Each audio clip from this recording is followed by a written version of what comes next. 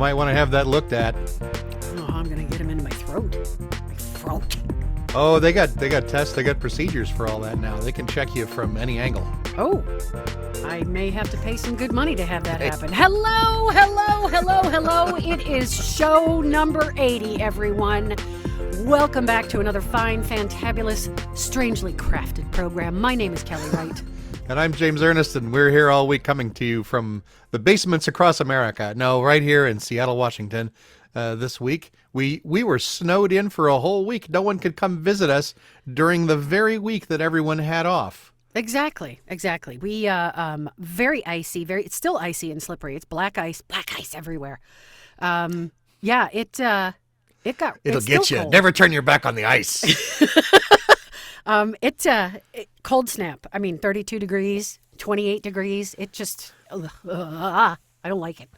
I don't like it. I don't like it. I won't have it. And my dogs are princesses, and they don't like it either. So talk about trying to get them outside to do their business. Man, that's a chore. Oh, the poor little wieners. And is that, do you also notice that they have a tendency to not sleep on their mattress if there's a pee hidden under it? Like, is that how you know they're princesses? Well, they don't have their mattress is our mattress. So I don't have any pee, and that would be the vegetable folks.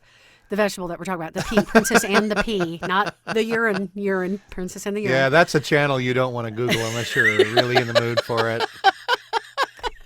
So no, our mattress is their mattress, and they flop down very happily on it. Not a problem. The warmth of humankind. There's that, and they pretty much take up the entire bed. Rich and I are balanced on the edges, so the puppies are comfortable. We are those dog people. We are those people.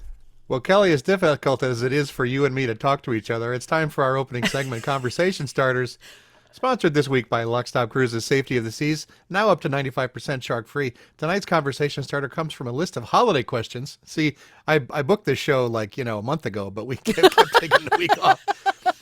The holiday questions for little kids. We're just holiday questions for little kids from Okay. myhealthalberta.com. What was the best holiday you ever had? Ooh, the best holiday I ever This had. is an easier question for kids because they can only remember like a year back. Exactly. That's the best holiday I ever had. It was spending New Year's week with a couple of friends of ours down in Puerto Vallarta. That was one of the best holidays I've ever had. Oh, that sounds resourceful. It was resourceful. Rich and I and our friends Vi and Erod spent a week down in Puerto Vallarta from 2019 to 2020. So where we were staying, we were able to see the fireworks on the beach. This is before any of this stuff happened. So, yeah, it was lovely. We had a lovely vacation. That is fantastic. Well, How I about think you? the one that I put down here, I had a birthday party, again in a tropical locale. I had a birthday party in Hawaii for my 50th, my Hawaii 5-0, which was also the 50th birthday of Hawaii 5-0. So I got the T-shirt and had some friends come out and play games all weekend and eat Japanese steak and have a grand old time. That sounds wonderful. So yes, my best holiday is my personal holiday, the anniversary of my birth. Your personal holiday. Oh, my goodness, my light just went out. Oh, hang on, for the video. Kelly, I can't see you anymore. Your light seems to have gone out. James, I'm so It's as if sorry. we've stepped into another world without light. I'm so sorry. Anyway, let's just keep going because my face is now just a massive wacko shadow. So my apologies to our watchers on. No, on we'll our fix it YouTube in channel. post, I swear. Yes, it'll just be some horrible visage that come out. Oh, I think my computer actually broke. Oh no, James, I'm floating without an oar. I'm without a rudder, James. God It's time bless for our new America. feature. Kelly freaks out. I have a new feature to propose for this brand new year. My new feature is, let's see, I wrote it down here somewhere. Oh, yes, it's a new segment called Peeve O'Clock. It's time to let loose on the dumb things in the world because being nice is for suckers. What's your pet peeve of the week? And I'll go first. Okay. To give you time to prepare since I have sprung this new feature on you, You with no warning whatsoever. Yes, you Here's have. why I have this new feature, because my pet peeve this week is my damn phone. Oh. I have a perfectly good iPhone 7, perfectly good, that I bought 4 years ago. I've never cracked it. I've never dropped it. I've never scraped it. It has more memory than I'll ever need. It has all the functions and the buttons and then this and that. And you know what? I can't use it anymore because my carrier got sold to a different carrier that went from 3G to 5G, and they're forcing me to upgrade it. Like, this is why Apple is worth $1 trillion, because Yeah. I can't keep a piece of hardware for 4 years, even if it does today exactly what it did when I bought it. Right. It's still obsolete. Yeah, the planned obsolescence is all part of the game. That's exactly what it is. I don't like this game. It ain't cheap. No, and like you said, that's why they are now $1 trillion. That's why they're worth that much. My pet peeve of the week has been the ice and snow on the car, because I do What the is grocery it shopping. with all of this ice and snow? What's ice and snow? Don't worry, Kelly. We're getting rid of all that. Oh, good. But yeah, we're not. The roads aren't prepared for it. There's not enough salt to go around, and I was lucky. I was fortunate enough when I moved here 28 years ago. I brought the best snow scraper snow brush combo. I have a snow brush that is 28 years old. Yeah. And it's worked beautifully. And Now, at some point, did the makers of the snow brush ask you to upgrade it because they changed their bristle technology and your bristles no longer bristled? No, they did not, James. In fact, it is an analog snow brush. Why can't... It is a real snow brush, I think is what Yes. you mean. Yeah. This is a pet peeve of mine. I'll get back to that. I'll get a second bonus peeve for Okay. you, but go All right. ahead. All right. But no, the frustration is that when the husband borrows it and doesn't put it back in my car, and so. Yeah, I'm that way with this big bottle of Advil I got. But yeah, so I get in my car, like, oh, okay, I got to scrape stuff off, and it's not there, and his car is not there, and I'm like, God bless America. So what I'm doing is I'm standing there. I have a half-filled bottle of Fuji water that has frozen solid because it was sitting in my car, and I'm running it on the back window. I am going to get you a nice 8-foot piece of string. You're going to tie that scraper to your back seat. Yeah. And like the pen at the bank, and your husband will never walk away with it again.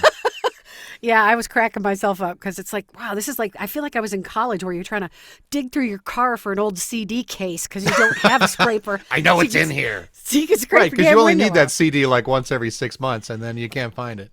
Right, exactly. So yes, it was the old. I was hearkened back to the days of college, where using a CD case to scrape off the windows. So, yes. yeah. So what were you going to tell me?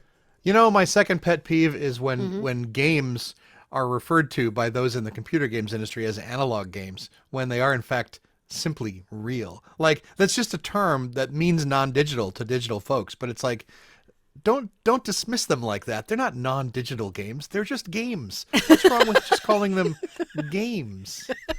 Well, it's not a digital scraper, so it's an analog scraper. That's right. That's Yes. exactly what it is. Yes, Maybe even, my new phone, maybe this phone that I'm being forced to buy will, among other things, put off so much heat that I can use it to scrape ice. Oh, Or just remove ice. It'll be wireless de-icing. I can set it on top of the car. I can turn on some game app, and then 5 minutes later, the car will just melt. I mean, well, at least the ice on the car I hope the car doesn't melt. will That would be a melt off. problem. I don't know. It depends on how strong it is, right? don't know how hot that I hear the battery is. new phone Max can get up to 451 degrees Fahrenheit. That's pretty hot. That's pretty hot. I mean, if you keep it in your pocket, you're gonna fry your nuggets. Don't fry your nuggets, you don't dude. you don't want to keep it in the same pocket as all your paper, all your books. your books, and whatever book strap over the back by the pocket. I'm gonna go to school now, Dad. Hey, your phone's looking a little smoky there, Kelly. What's going on with your battery there? I got a 451 degree battery going on right now. Fahrenheit 451. Book strap just reminded me. My kid is it has the aesthetic of an old man, and happily embraces it. Sweater vests, flat caps, kind of. Also dressier vests, kind of like, oh, look at you, you're putting your flat cap on, as folks in our video can see. But kind of like a la Peaky Blinders, that costuming from Peaky Blinders, which is that 1930s aesthetic. And for one of the gifts for for Christmas that they asked for is that they wanted a book strap. And I said, really? They're like, "Yep, I want a book strap." So I don't know if they've used it yet. I haven't seen it, but I know that And that's a book belt, right? It's a way to carry it's a book books. belt. Yeah, okay. Yeah, it's before there were backpacks or anybody not everybody could afford a backpack. They basically well, made this was before snow and rain as well, right? People Of would course. they would carry the books in the open air because it was perfectly safe. It was perfectly safe. But yes, it's basically belted books. And so my kid wanted a book strap. So I didn't realize they still made them, and I found them, and they received one. So I don't know if they're using it because I swear to God, their backpack is probably 70 pounds. It's like, what are you going to do? What you can't fit all these books in the book strap. You can't do that. You got to get two. You got to get the Bookstrap Max 13 that's got 15 straps. Is it still supported, or do you have to upgrade again? Of course, you have. It's nothing is supported. It weighs 70 pounds. Who could support that? Who could support that? Who could support that? Support that? That reminds me of a great little bit of costuming detail in True Grit, which is in the book and duplicated in the film. But the main bad guy is so cheap that he carries his rifle with a piece of rope. He doesn't have a strap even for that. He's just got a piece of string. Okay. And it's just like, yeah, man, you're living close to the edge there, buddy. Wow. So that's what you need. You just need for your books just some rope, just a piece of rope, a piece of twine, the leftover twine from whatever you're using to secure your 18-year-old perfect ice scraper. You know what? Nothing in the world can be solved with a piece of rope. It's a piece of rope, rope and tape. Exactly. Right? Rope and tape and just a lot of hope. A little bit of rebar, rope, tape, and rebar. Rebar, some glue, Yeah, maybe rope, tape, rebar, staples. Okay, Staples. maybe and it's this not paddle, just this paddle game, and this chair, this cardboard, and this thermos.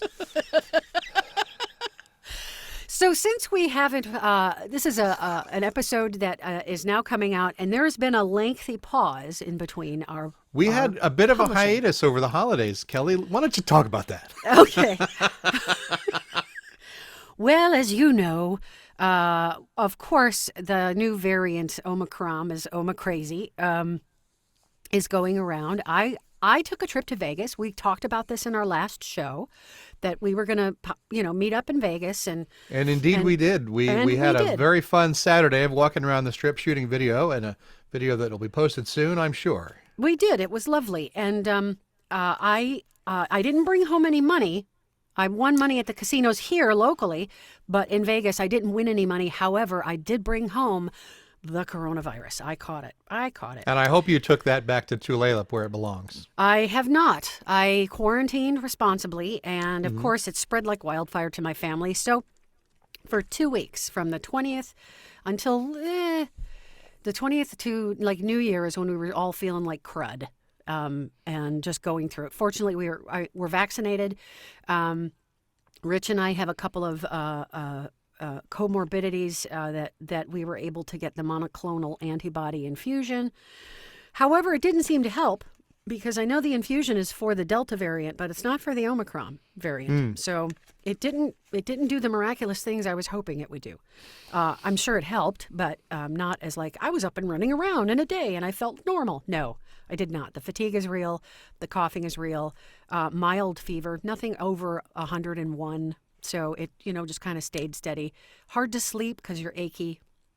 But so we got it. Well, it sounds super rotten. And I remember when you told me that you had come down with it, I thought, oh my God, we did it to ourselves. But your theory is that you got it the next day. Is that right? Uh-huh.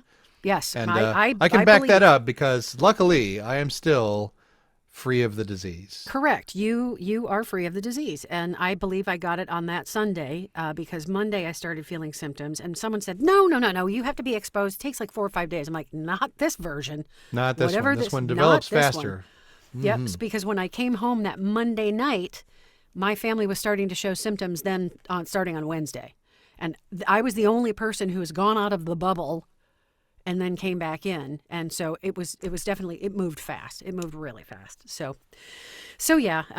And I can't get the booster for at least 90 days because of the monoclonal infusion. Oh, really? Okay. Yeah, gotta wait. And then even if I have to go and test positive or test negative to go somewhere because I've been exposed, my test will still show up positive for the next 90 days. Yeah. So there we are. We're in a pickle here, folks. But you're still living, and you're not living out your life on a respirator, and that's all good. And We're glad to have you back with us. Thank you, James. Thank you. We're also glad to welcome our first backer on Patreon. Oh, I yes. don't have his name in front of me because that's how Eric. well I prepare for this His show. name is Eric. Eric, thank you so much for being our Patreon, our very first premiere. I am going to reach out to you, and I'm going to send you a little thank you. That's Everything what we I'm gonna do on this channel now is just for you. Just for you, Eric. Eric, Janice. I'm sorry, Janice is the queen. But That's Eric, true. thank We you. have a level for Janice. She hasn't backed us at that level yet, but I'm sure that someday she will. In the meantime, we just sit here and care about her, and we know that she's doing great. We know she's doing great. She's still running on the treadmill. She's still taking her calcium to prevent the osteoporosis. Good lady. But Eric, I'm going to reach out to you and see if I can send you a little thanks. Thanks for joining our little family. You're our premier dirty dozen, is what you are. You're a dozen of one. You're the baker's dozen. You're the extra one, the little extra one that you get in there with that you weren't even expecting. And of course, Eric picked the absolute worst time to back us because it was right before we went on a COVID-induced hiatus. Of course. Weeks. The holidays, family, snow, COVID, everything is killing us over here. He's like, sure, I'll back him. Hey, where'd you go? Where'd you go? Well, mission accomplished. We got our backer. We're out of here now. We're done. Thank you. We've Yep, made our money. we always knew there was a magic number. It turned out it was 1. So, yes, Eric, you are honorably our baker's dozen. Back when I was doing Kickstarters a lot, that was the conversation.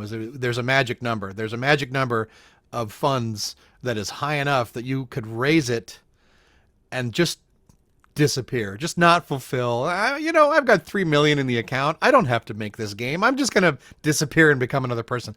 That magic number is different for everybody, of course. Some people feel like they have a responsibility to society. Some people feel like they just want to disappear, and any number is small enough. And I think that's what we've done. We've found that our magic number is 1. Oh, our magic number is 1. The bar is on the ground here, folks. For us, Let's see if we can get out that shovel and dig a little trench and see if we can lower that bar just a little more. I don't want to trip on it anymore. I just need it. No, level. that bar is dangerous. We're old. We got to take pills and stuff. Speaking of old, I'm tired. We should take a break. I totally agree with you, Kelly. Yeah. This episode of Here All Week is sponsored by Luckstop Cruises, your chum in the water. Hey, cruisers, it's time to get back in the ocean. That's right. Some folks say the 2-year incursion of marauding land sharks is still too dangerous for anyone to leave their home. But honestly, screw all that. We're all tired of hearing it. So come and join us today on the breathtaking Safety of the Seas. It's the newest, largest, and most shark-free cruise ship in the Luckstop fleet. Safety never sleeps on the Safety of the Seas.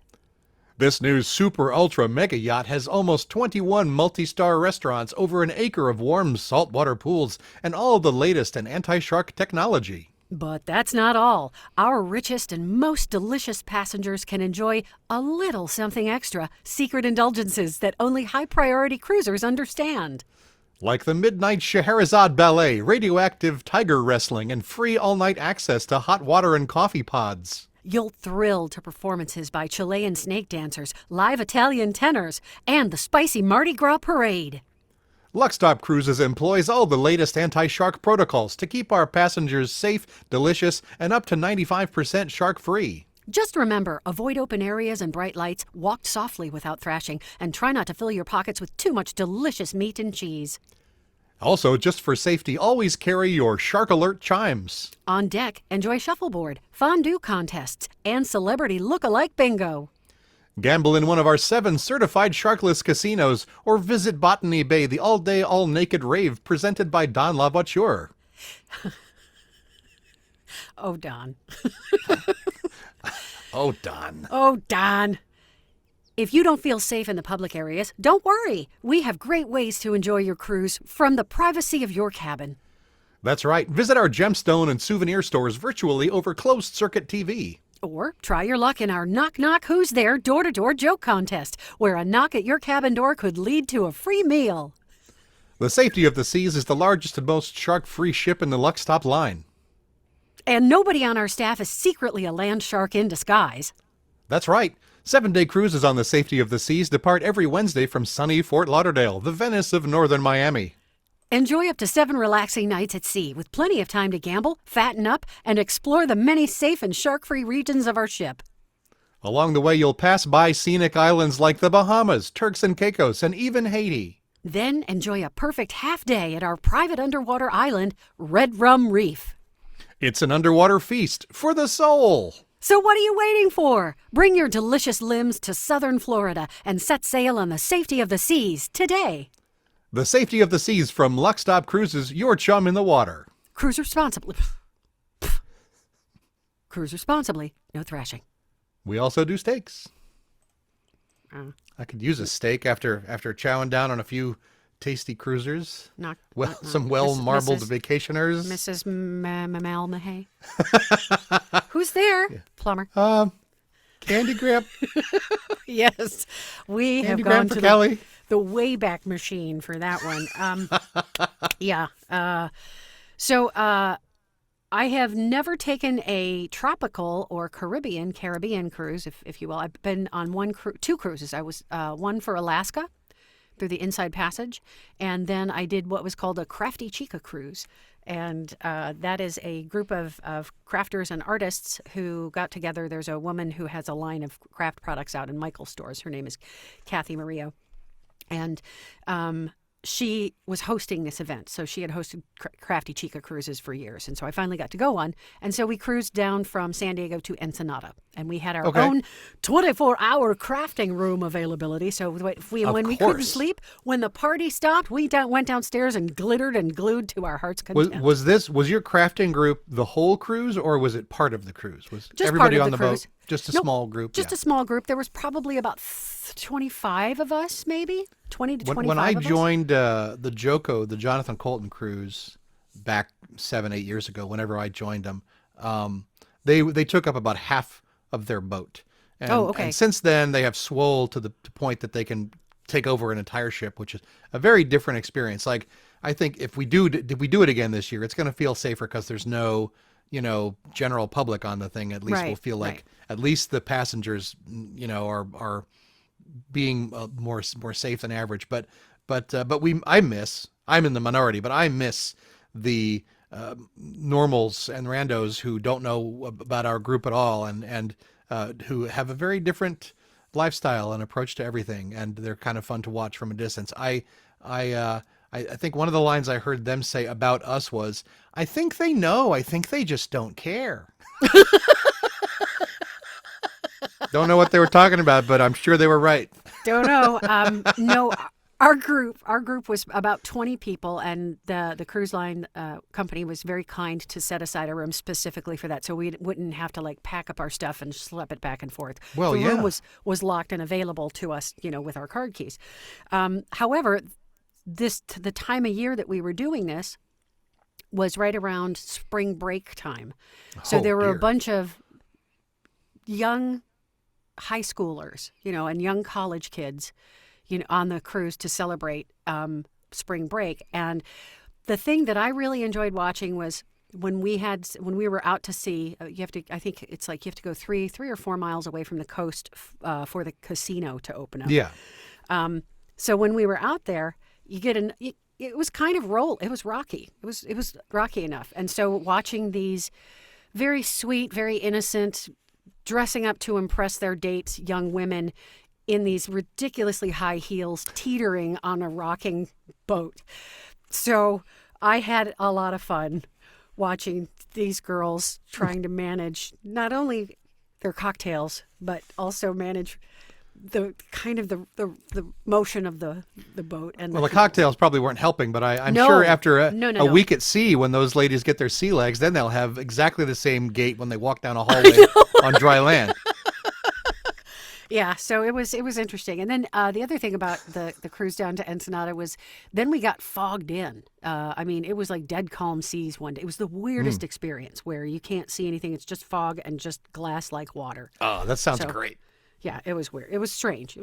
But no, I enjoyed it. And you know what it's like to get your sea legs? You know what I'm talking about? Your inner ear just finally gives up and flips the table and shuts off. And then you're waiting. You use visual cues only to tell you whether you should lean left or lean right. And then you get on the dock, and you see the water going up and down, and it just looks like the water is still and the dock is moving. And wherever Yeah. you go, you're just like gazing left and right, going, wait for it. You're like, you know that the whole earth is just about to rock left, and you're just like, come on, let's go. Yeah, you do that weird stumbling thing because it feels Yeah. like either the land jumps down from under you and you kind of catch yourself. It's weird. It's really strange. Yeah. Well, in keeping this Excuse me. theme alive, we've got trivia about boats Oh, this week. Brought to us 5 trivia questions brought to you by Luckstop Cruises about the world's most famousest boats and ships. Trivia question number 1. Mm-hmm. The unsinkable Titanic, which famously sank on her maiden voyage in April 1912, had 2 twin sister ships. Can you name either of them? oh my God. Really? That's right. No, I cannot. The Lincoln and the Johnson. Nicely done. You're No, welcome. Titanic was not actually a U.S. president. Instead, the twin ships were called the Olympic and the Britannic. Less than a year after her maiden voyage in 1915, the Britannic was serving as a medical ship in the First World War when she sank after striking a mine. And the Olympic survived until 1935 when she was broken up for spare parts. Oh. And then in well, 1997, Rose Dawson named DeWitt Decatur threw those parts off the back of a fishing trawler and into the North Atlantic. Oh, okay. I have just learned something from that very first question, James. Thank you. Question 2. Carrying refugees for whom the English church wasn't repressive enough, the Mayflower landed in 1620 on Cape Cod. From what English port did it sail?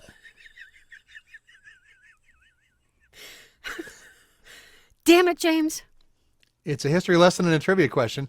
I'll York! give you a hint. They named their place Plymouth Rock. Oh, Plymouth?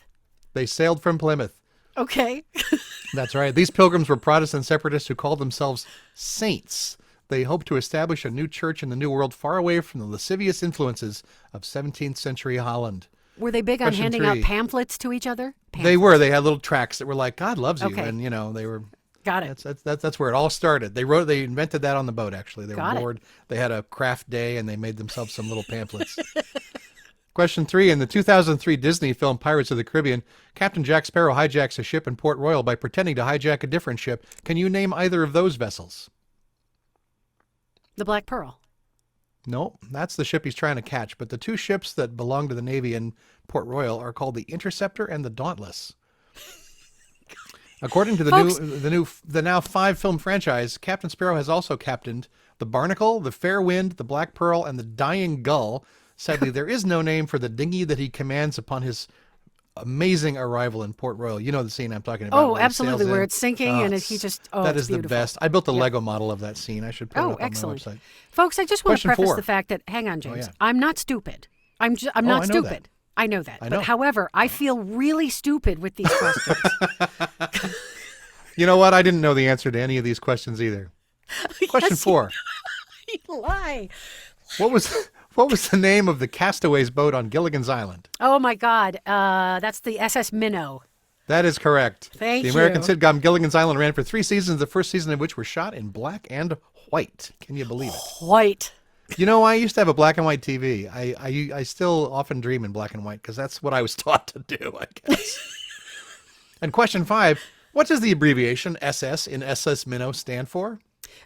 Safe seas? Safe seas. Nope. No, wait. Supersonic? Yes, it is a supersonic. That's right. It was the world's first supersonic tour boat launching out of a large linear induction cannon. No, Something as a matter of service. fact, this is sort of a trick question because the SS in SS Minnow stands for absolutely nothing. And here is the background on that. Okay. The designation SS originally referred to a very specific kind of vessel, a single screw steamship. And SS later came to mean any steam-powered vessel, but by the mid-20th century, the designation SS basically just meant this is a boat. Okay. So the SS Minnow is sometimes a diesel-powered ship and sometimes has spark plugs, but is definitely not an SS of any It's not a legitimate- steam-powered boat at all.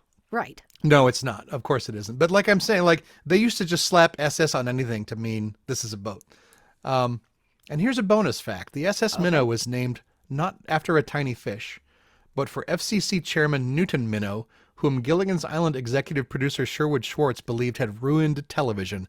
Newton Minow was known for a speech in which he called American television a vast wasteland. That was in 1961, 3 full years before Gilligan's Island actually ruined television. Wow, Sherman Schwartz showed him. I know. So, Janice and the Dozens, thanks for taking this little cruise down Ship and Boat Lane. On behalf of Luck Stop Cruises, we hope you'll think of boats the next time you're on the ocean or wherever your boats take you. No thrashing. So James, boats safely, no thrashing. You are doing all right after Christmas, New Year's. Everything is level and calm, and I have to say that I was disappointed in the snow break. We had all this time off, and I had, in fact, invited people over to my house to test new games, and I wound up, and there's nothing wrong with my core crew, but I wound up testing them with my core crew.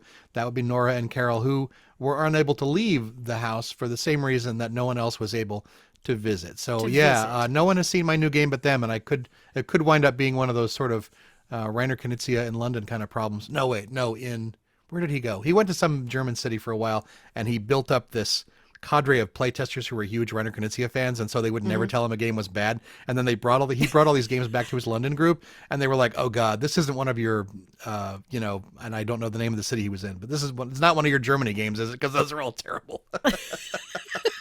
Jokes so on I had you. that feeling like I'm doing this new game. I just wrote it over Christmas, and I'm playing it with the same group, and this group is liking it. And I feel like as soon as I show it to anyone else, it's just going to crumble like cotton candy in a glass of water, and I'll have to start all over again.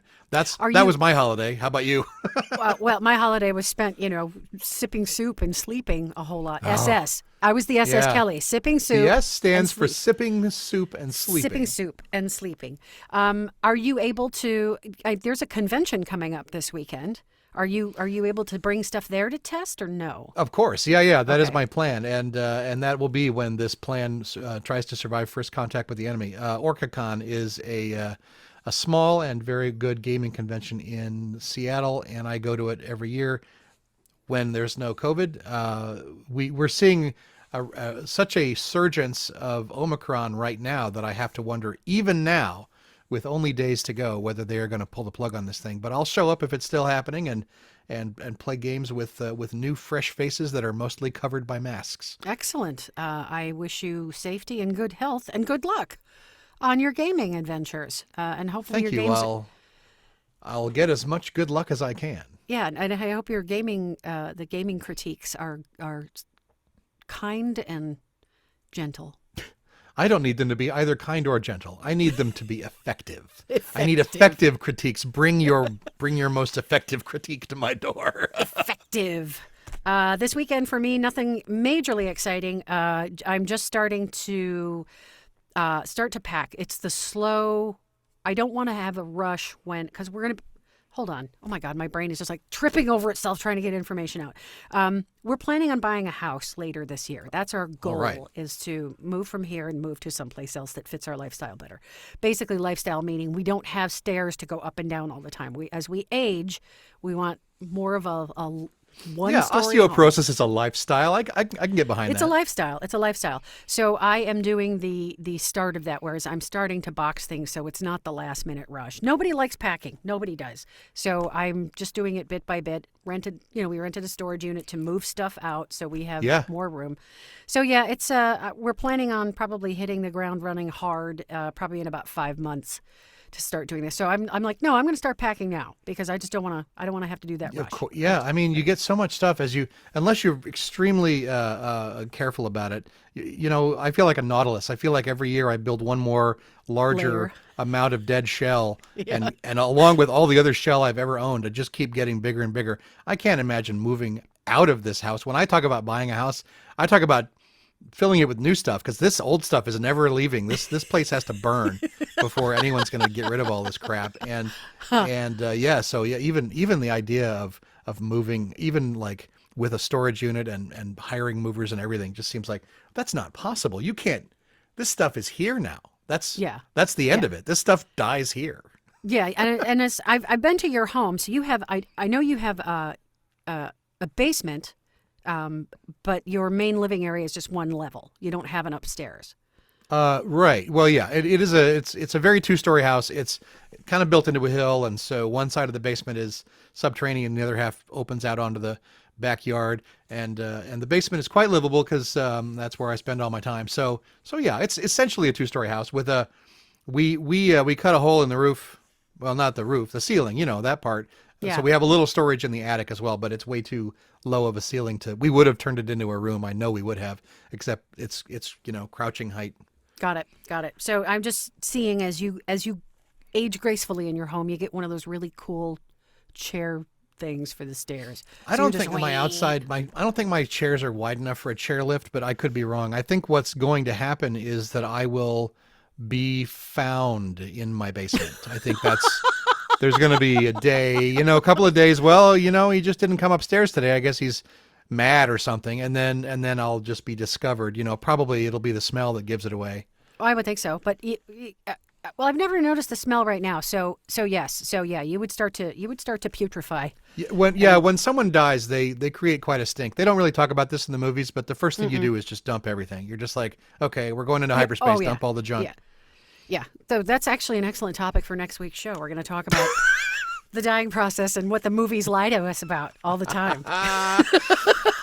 Yeah, my favorite dying process in entertainment is Red Dead Redemption. Do you remember this game? Yeah, I do. So in this game, their boundary system is water. So if you even get your foot wet, you die, right? Right. So, Yeah. but if you get shot, just hide for a couple minutes and shake it off. So bullets, not a problem. Not a Getting your problem. feet wet, instant death. This is what life in the Old West must In have the Old been West, like. that's exactly. I mean, that's like based on historical documents right there. That game. Dear Martha, almost got my feet wet today. Luckily, I was able to stand on a bunch of very fast-moving bullets and keep myself out of the river. My dearest Martha. Folks, thanks so much for joining us today. As always, we enjoy you spending your time with us. It is precious, and we appreciate the gift. Like and subscribe. Tell your friends about the show. We're so excited to be back. We had a meeting yesterday about how to keep it fresh, keep it fancy, keep it alive, and so I hope And that you'll be this- seeing all the results of that in some future episode. some future episodes. As always, be kind. Be kind to yourself, your friends, your family, your community, your neighbors. We are still going through it. Thank you again for joining us. My name is Kelly Wright. And I'm James Ernest, and we're here all week.